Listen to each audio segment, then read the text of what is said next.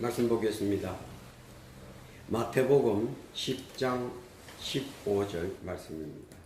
제가 받들어 봉독해 올리겠습니다. 보라, 내가 너희를 보냄이 양을 이리 가운데로 보냄과 같도다. 그러므로 너희는 뱀같이 지혜롭고 비둘기같이 순결하라. 잠깐 기도하겠습니다. 하나님 아버지, 오늘도 주의 말씀을 들고 섰습니다. 사람의 말은 모두 감춰주시고 하나님의 말씀만 기억하게 하셔서 역사하게 하시고 영광 돌리는 복됨이 있게 하여 주옵소서. 예수님의 이름으로 기도하옵나이다. 오늘을 살아가는 우리에게 예수님께서는 본문의 말씀처럼 우리에게 권면하고 있습니다. 보라, 내가 너희를 보냄이 양을 이리 가운데로 보냄과 같도다. 그러므로 너희는 뱀같이 지혜롭고 비둘기같이 순결하라. 예수님께서 우리에게 하신 말씀 상고해 보면 우리는 양처럼 지혜롭고 순결하지만 세상은 변하고 있다는 겁니다. 우리는 급변하는 시대에 살고 있습니다. 조금이라도 한눈 팔면 자기 자신도 모르게 주저앉아 있어 점차적으로 시대에 뒤떨어지는 사람이 될 수가 있습니다. 또 우리는 두렵고 초조한 시대에 살고 있습니다. 애벌레가 나비가 되고 올챙이가 개구리가 되고 달걀이 닭이 되는 점진적 변화의 시대에서 휘발유에서 나일론이 나오고 소금에서 배터리 전지가 나오고 누에 고치에서 실이 나오는 급진적 변화의 시대에 살고 있습니다.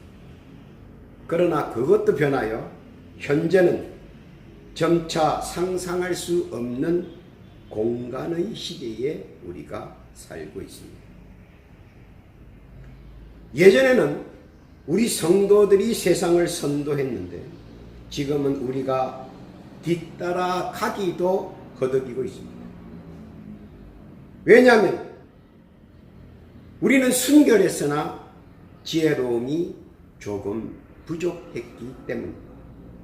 그러므로 이제라도 순결하고 지혜로워야 한다는 것이 우리 주 예수님께서 우리에게 요구하고 계신 것입니다. 넘어지지 않기를 간절히 바라는 우리 주님께서 우리에게 권면하시는 말씀입니다. 그래서 우리는 지혜롭고 순결하지만 세상과 같이 변해야 한다. 이것이 우리 주님께서 우리에게 첫 번째로 주시는 권면의 말씀입니다. 깨닫기를 예수님의 이름으로 부탁드립니다. 둘째는 우리는 양처럼 지혜롭고 순결하지만 우리의 생각도 지혜롭게 날마다 바뀌어야 한다 합니다. 예전에는 대문은 대문이고 창문은 창문이고 지붕은 지붕입니다. 이것이 우리의 고정관념입니다. 그래서 출입을 할 때는 대문으로 출입해야 되고 바람이 들어오려면 창문을 열어야 되고 그리고 비를 피하려면 지붕이 막아준다. 이것이 우리의 고정관념입니다. 그러나 누가복음 5장 19절에서 20절에 보면 중풍병자와 네 사람이 나옵니다. 거기서 본문은 어떻게 되어 있습니까? 사람이 많아 들어갈 수가 없게 되어 그들은 묘책을 짜냅니다. 꼭 문으로 들어가야 되느냐? 지붕으로 들어가도 된다. 그래서 지붕을 뚫고 예수님 앞에 갑니다. 그런데 예수님께서는 그 광경을 보고 칭찬하셨습니다. 바로 그겁니다. 예수님께서도 우리에게 원하는 것은 지혜롭기를 원하십니다. 저도 걸상은 걸상, 책상은 책상이라는 고정관념 때문에 저희들의 신학생들이 많이 힘들어 했습니다. 왜냐하면 우리 신학생들이 제가 수업하러 들어가면 책상 위에 앉아 있습니다. 그러면 제가 조금 잔소리를 합니다. 책상은 공부하는 책상이요, 의자는 앉아있는 의자다. 그러므로 여러분들은 꼭 의자에 앉아주기를 바란다.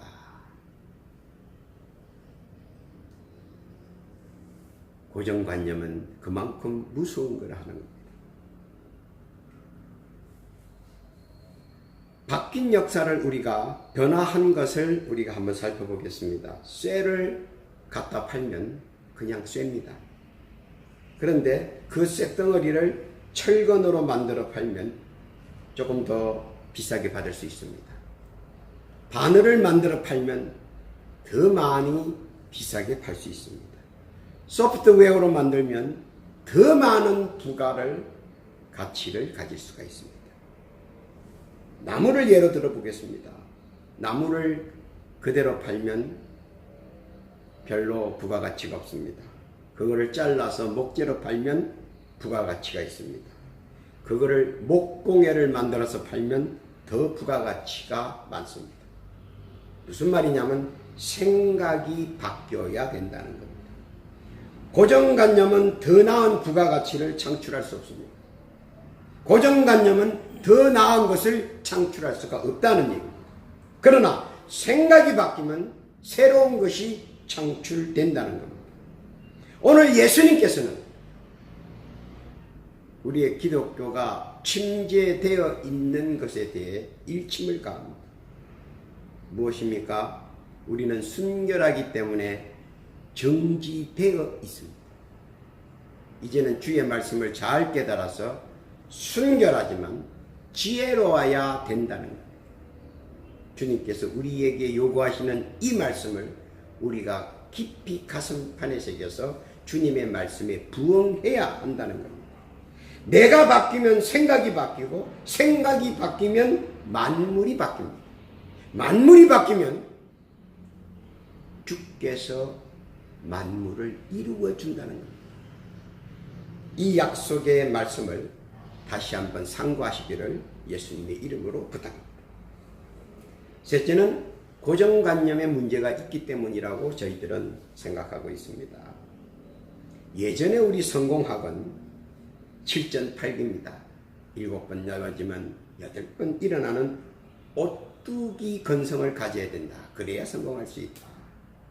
그리고 인내해야 된다. 실패는 성공의 어머니다. 그래서 인내해야 된다. 또 옹고집처럼 불도저처럼 밀어 나가면, 밀어붙이면 성공할 수 있다. 그리고 하면 된다.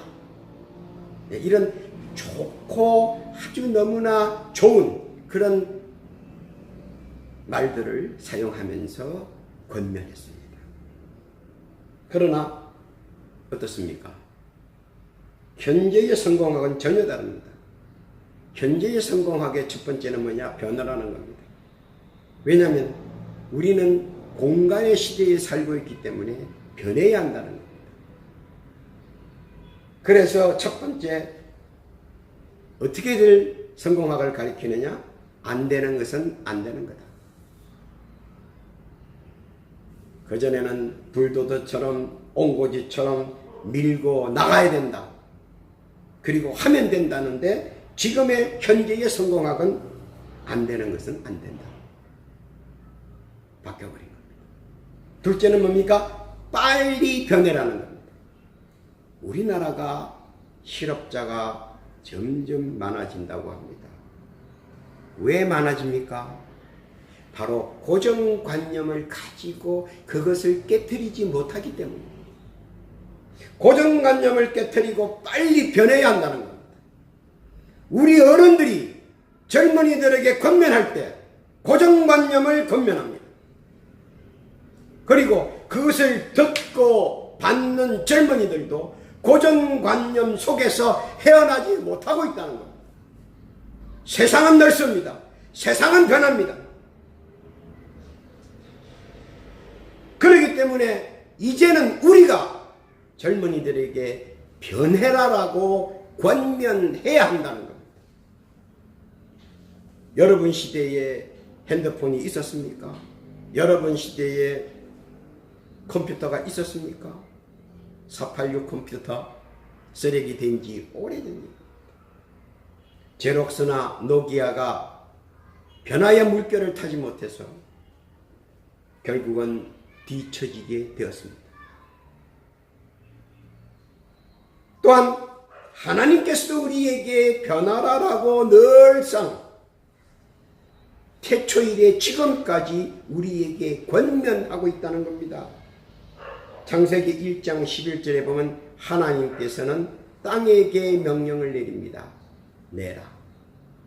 땅은 모든 종류의 나무를 내라. 그러면 내고 끝냈습니까? 아닙니다. 땅은 지금까지 변화와 변화를 거듭해서 내고 있습니다. 또 창세기 14장에 보면 이르라고 되어 있습니다. 하늘의 새가 그리고 나르는 것들이 곤충이 아직도 우리가 모르는 새로운 곤충, 우리가 모르는 새로운 나는 종류들이 부지기수라는 겁니다. 왜냐하면 모든 것이 새롭게 이루기 때문입니다. 의학적으로 한번 볼까요? 모든 약이 한 가지 병에 듣습니까? 병도 진화합니다. 즉 병도 변화한다는 겁니다. 약도 변화합니다. 우리의 생각도 변해야 됩니다.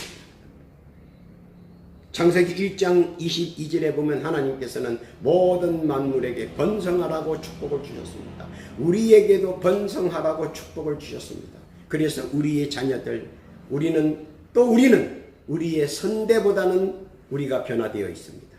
한번 생각해 보십시오. 상투를 틀고 지게를 지고 나무하러 가던 그때와 머리를 하이칼라로 깎고 트럭을 몰고 그리고 기계 톱을 가지고 나무를 베러 가는 그 시대적 상황은 이미 변해버리고 말았습니다. 그런데도 하나님의 말씀을 고정관념 속에 갇혀놓는다면 그것은 우리가 오늘 예수님께서 말씀하신 것처럼 우리가 우를 범하고 있는 것입니다. 주님께서는 그래서 우리에게 권면하십니다. 지혜롭고 순결하라고 권면하시는 겁니다. 그렇기 때문에 하나님의 백성인 우리는 하나님의 말씀을 빨리 깨닫고 변해야 한다는 겁니다. 하나님의 선민으로서 변해야 되고 하나님의 말씀의 뜻을 잘 상고해서 변해야 한다는 겁니다. 그리고 발전을 거듭해야 한다는 겁니다. 그리고 이 세상을 우리 선민들이 예전처럼 앞서 나가야 한다는 겁니다. 예술과 과학과 모든 도덕이 크리스찬이 세상을 리더해 나갔습니다.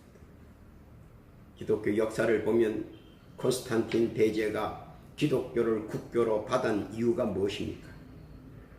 여러 설이 있지만 첫 번째, 너무나도 크리스찬은 깨끗했습니다. 그리고 지혜로웠습니다. 그리고 순결했습니다. 콘스탄틴 대제는 그것을 보고 너무나도 놀라버렸습니다. 그래서 크리스찬을 국교로 삼고 지혜롭고 순결하자고, 그리고 크리스찬이 전 세계를 리더하게 되었습니다. 그런데 오늘날은 어떻습니까? 하나님의 선물인 지혜와 총명과 명철이 점점 고정관념 속에, 옹고집 속에 갇혀버리게 되었습니다. 깨달아야 합니다. 하나님의 선물인 지혜와 총명과 명철은 우리가 변할 때, 우리가 깨어질 때 개발되고 진화되고 그리고 발전된다는 사실입니다. 그렇기 때문에 오늘 주님 말씀처럼 또 하나님이 창세기에 처음 이 세상 만물을 창조하실 때 하신 그 뜻, 지혜롭고 순결한 하나님의 백성들이 될 수 있도록 그렇게 되기를 예수님의 이름으로 부탁드립니다. 그런데 이 세상은 너무나도 변화무쌍하고 미래가 어떻게 흘러갈지 우리는 대처하기가 난감합니다. 왜냐하면 너무나도 세상이 공간의 시대가 너무나도 우리가 상상했던 것보다도 빨리 발전하기 때문입니다. 그러면 우리 크리스천은 어떻게 대처해야 됩니까? 하나님께서 창세기 1장 11절 그리고 창세기 1장 14절 그리고 창세기 1장 22절에서 하나님께서 내고 이루고 번성하라고 명령을 내리셨을 때 자기의 백성에 대해서 생각하지 않았겠냐는 겁니다. 자기 백성에 대해서 해답을 주시지 않았겠느냐 하는 겁니다. 그렇기 때문에 우리는 미래에 대해서 두려워할 필요는 없습니다. 왜냐하면 하나님께서 우리에게 주신 해답만 붙들고 있으면 된다는 겁니다. 그것이 바로 미래를 살아가는 우리 크리스천이 어떻게 대처해야 되는가, 어떤 해답을 하나님께서 감춰놓고 우리에게 주시는가, 오늘 이렇게 살펴보면서 하나님께 감사하고 하나님께 영광 돌리는, 그리고 그것을 이루기 위하여 이 땅에 내려오신 예수님께 우리는 감사와 찬송과 영광을 돌려야 됩니다. 첫째로 앞으로 미래는 우리가 어떻게 대처해야 될 것이냐, 아주 간단합니다. 기도로 대처하면 됩니다. 왜냐하면 기도는 바로 천지 창조하신 하나님과 나와의 교통시간이기 때문입니다. 천지를 창조하신 분, 바로 해답을 창조하신 분, 그 창조하신 분과 교통하는 것이 뭐로 교통해야 되느냐? 시편 116편 2절에 보면 그는 귀를 내게 기울여셔서 내가 기도하는 것을 들으신다라고 말합니다. 우리는 기도하면 하나님과 나와의 교통의 시간이요 교제의 시간입니다. 내가 모든 필요한 것을 하나님께서 칠판으로 쓰셔서 가르쳐 주려면 우리의 우둔한 우리의 머리가 따라가지 않습니다.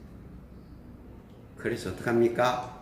기도할 때 예시로 우리 머릿속에, 우리 가슴 속에, 우리 육신 속에 자동적으로 넣어주십니다. 하려고 할 필요도 없습니다. 필요할 때마다 풀어서 사용하라고 우리에게 이어주십니다. 머릿속에, 가슴 속에, 육신 속에 이어주십니다. 잠언서 20장 12절에 보니까 듣는 귀와 보는 눈은 다 여호와께서 지으신 거라고 되어 있습니다. 또 시편 89장 11절에 보니까 우주 만물을 하나님께서 창조하셨습니다. 그리고 욥기서 28장 20절에서 23절에 보면 지혜와 총명과 명철을 누가 창조하였느냐. 이 지혜와 총명과 명철을 창조하신 하나님께서 기도 시간에, 기도의 교제의 시간에 우리에게 다 우리 머릿속에, 우리 가슴 속에, 우리 육신 속에 자동적으로 넣어주신다는 겁니다. 신기하게요, 그런 큰 위기가 있었습니다. 요셉 시대에도 위기가 있었고, 모세 시대에도 위기가 있었고, 다니엘 시대에도 위기가 있었고, 모르드게 시대에도 위기가 있었습니다. 그러나 이런 위기가 올 때마다 요셉은 기도로 응답을 받았고, 모세도 기도로 응답을 받았고, 다니엘도 기도로 응답을 받았고 모르드게도 기도로 응답을 받았습니다. 그래서 그들의 받은 응답은 자신을 살리고 가족을 살리고 가문을 살리고 나라를 살리고 그리고 근방을 살렸다는 겁니다.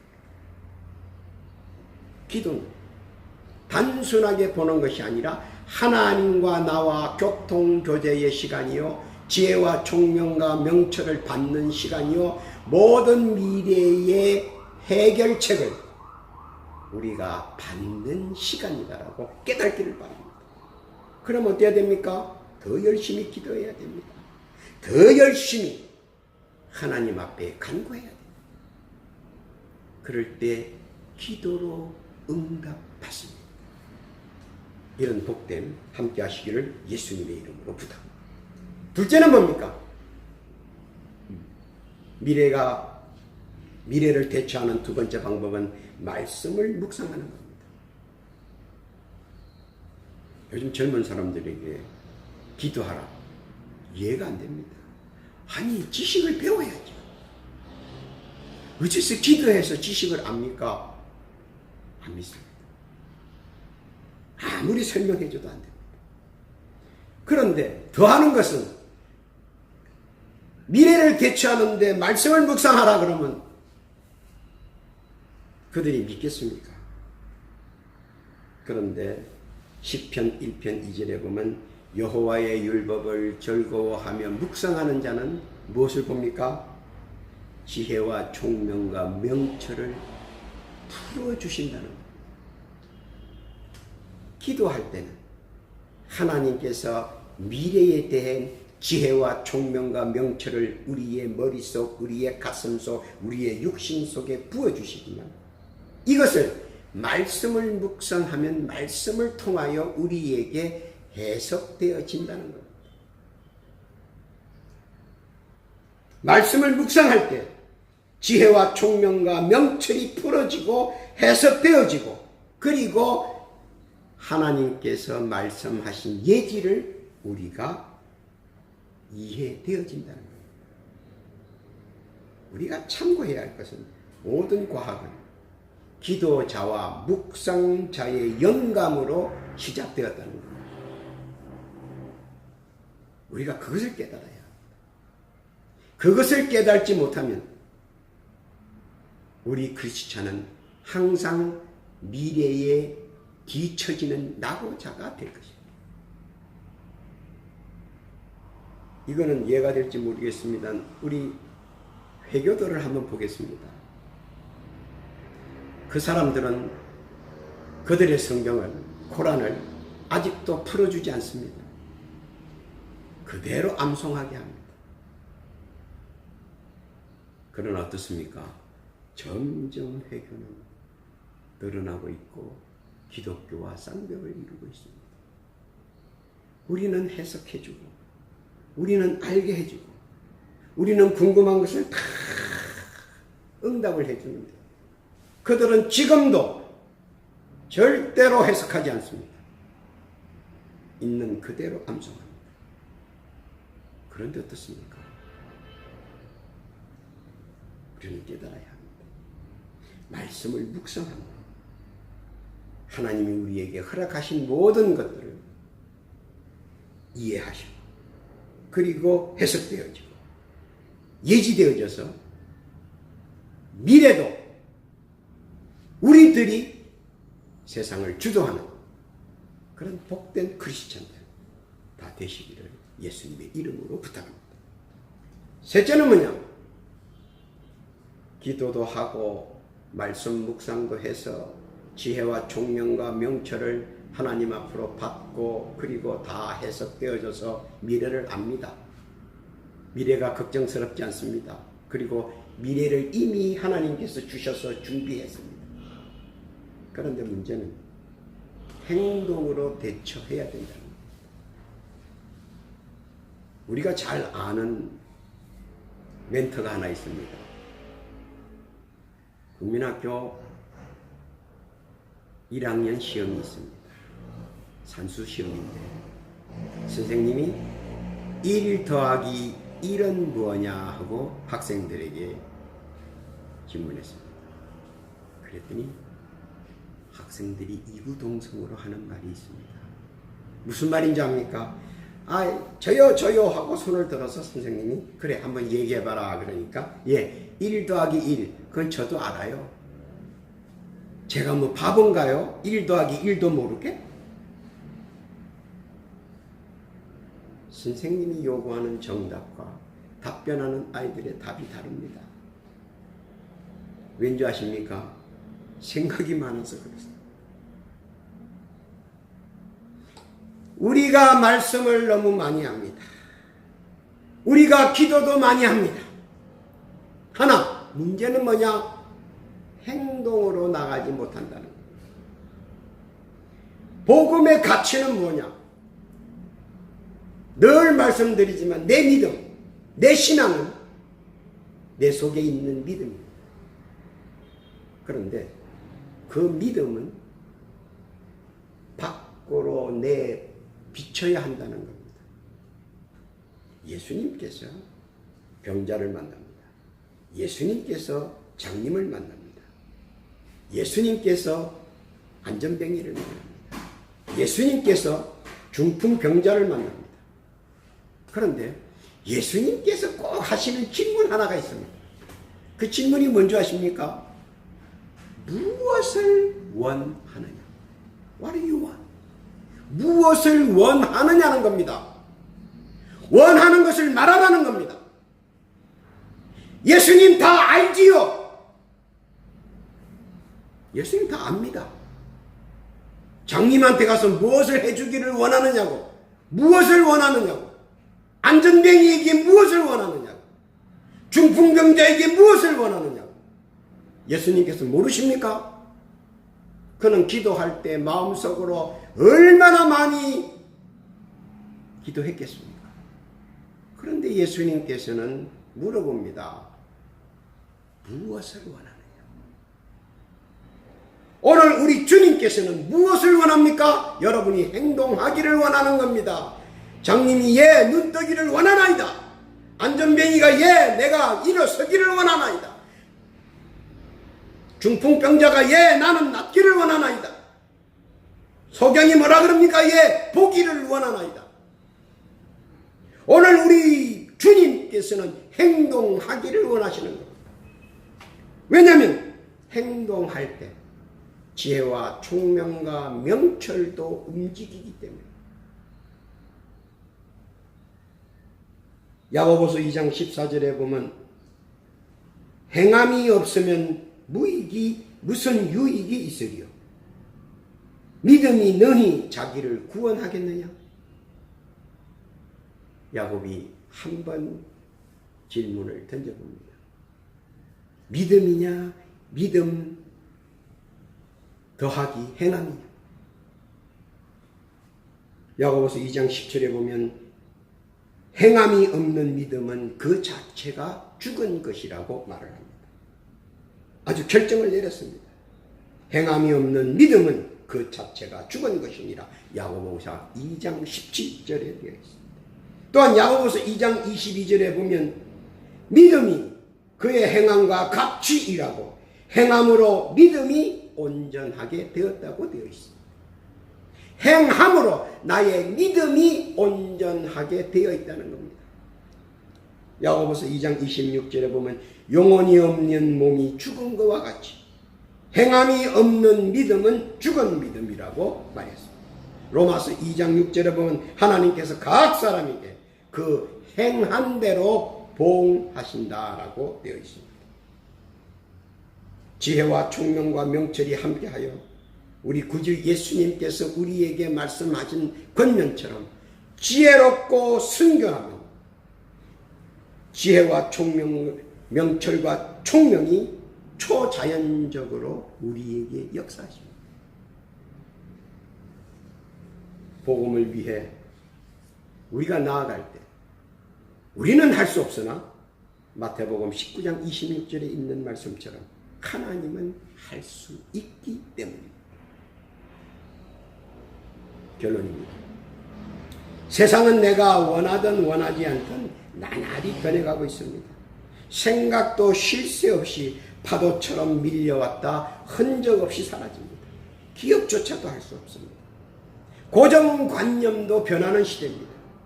옛것은 점차 사라지는 안개와 같은 시대입니다.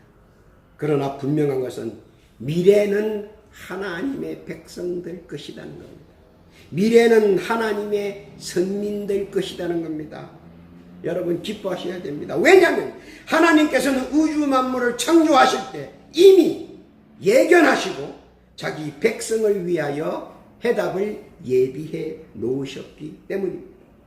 내가 기도할 때 내 머릿속에 지혜를, 내 육신 속에 명철을, 내 마음속에 총명을 쏟아넣어 주시고, 그리고 말씀을 묵상할 때마다 말씀이 변하여 깨닫게 하시고 알게 하시고 느끼게 하시고 예비하셔서 우리에게 사용하게끔 해주신다는 겁니다. 그뿐만 아니라 믿음을 행동으로 표현할 때, 복음을 전거할 때, 복음을 위해서 헌신할 때 그 결실은 30배, 60배, 100배로 하나님께서 화답해 주신다는 겁니다. 그리고 미래의 주인공으로 삼아 주신다는 겁니다. 오늘 우리 주님께서 우리에게 권면하신 말씀 순종해야 됩니다. 지혜롭고 순결해야 됩니다. 그리고 기도와 말씀 묵상과 그리고 행동을 나의 믿음을 표현해야 합니다. 그럴 때 우리 주님께서 그 행함을 흡족하게 받으시고 30배, 60배, 100배의 결실을 허락하십니다. 그 허락한 결실을 마음껏 받아 누리며 마음껏 누린 복된 그리스도인들이 다 될 수 있도록 우리 구주 예수님 이름으로 축원합니다.